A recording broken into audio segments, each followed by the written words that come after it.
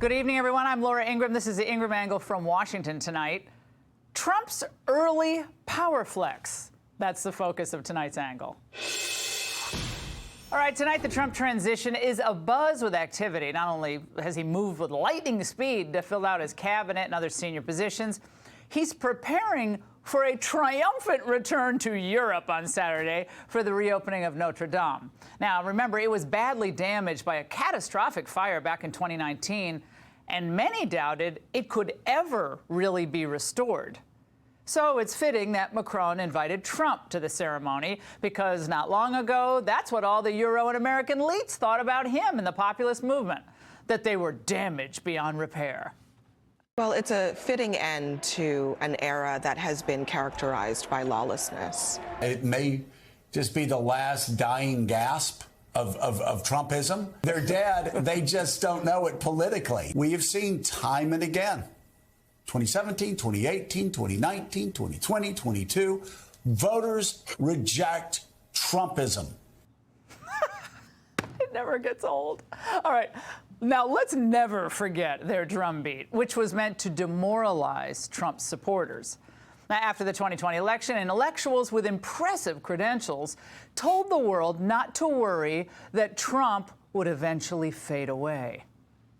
When he's out of power and that oxygen isn't there day by day, I think there'll be a diminution of the power that he holds over the other people in his party. Oh, thanks, Doris.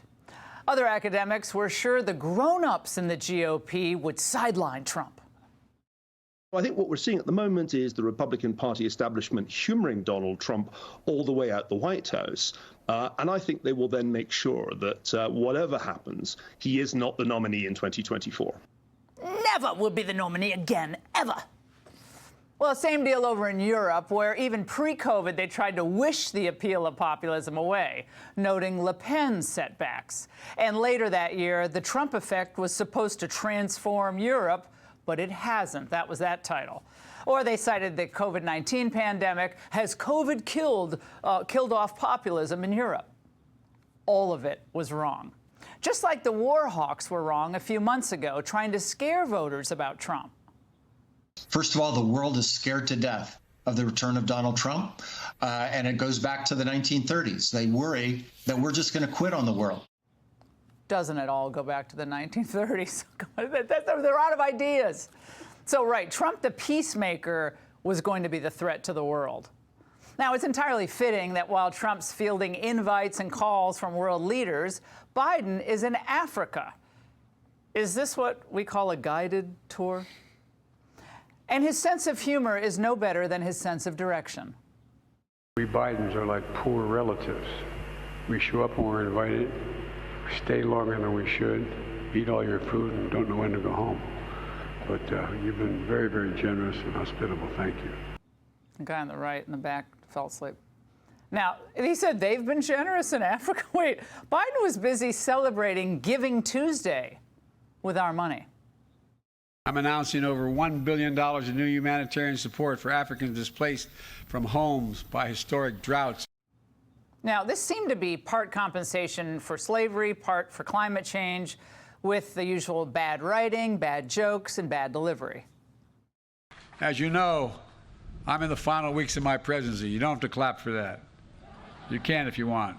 Because although I don't know exactly what the future will hold, I know the future runs through Angola, through Africa. I mean it sincerely. I'm not kidding.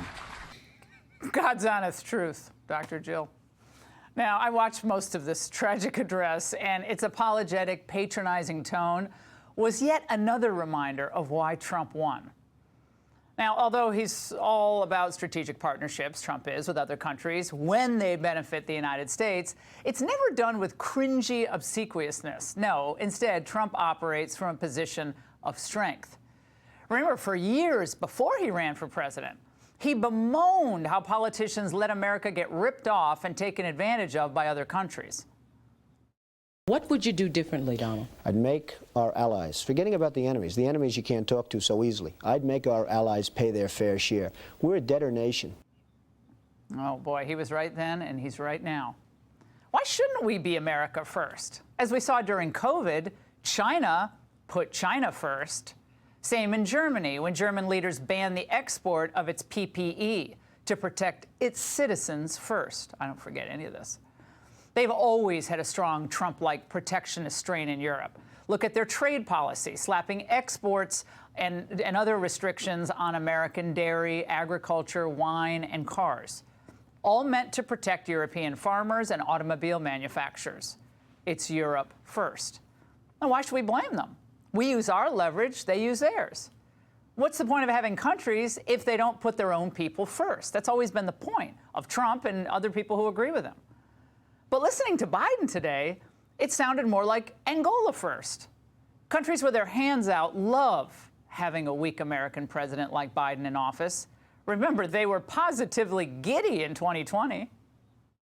It's a great feeling. It's a feeling of relief to see America back. As of January, we will feel much less lonely than we have felt in these last 4 years. It has been a very difficult 4 years, and yes, the feeling of hostility has been there, in particular towards the European Union, because it was very clear to me that President Trump didn't particularly appreciate or like multilateral experiments.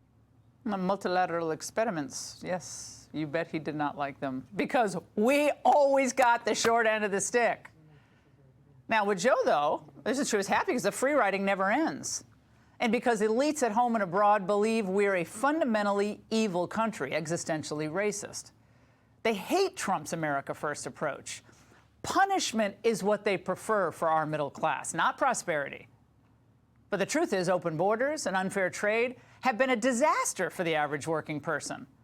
And from Syracuse, New York, to Malmö, Sweden, it's taken a wrecking ball to countries' cultures, safety, and harmony. Populism has not failed. Globalization has failed. Tonight, the French government is on the verge of collapse. Yet Argentina is coming back under Trump-loving Javier Milei. The populist Italian Prime Minister, Giorgia Meloni, is a rising star in Europe. The Euro elites and American left may not be happy tonight, but the working people whom they look down upon, whose concerns they ignored for decades, may finally have a fighting chance. And that's The Angle. Hey, Sean Hannity here. Hey, click here to subscribe to Fox News YouTube page and catch our hottest interviews and most compelling analysis. You will not get it anywhere else.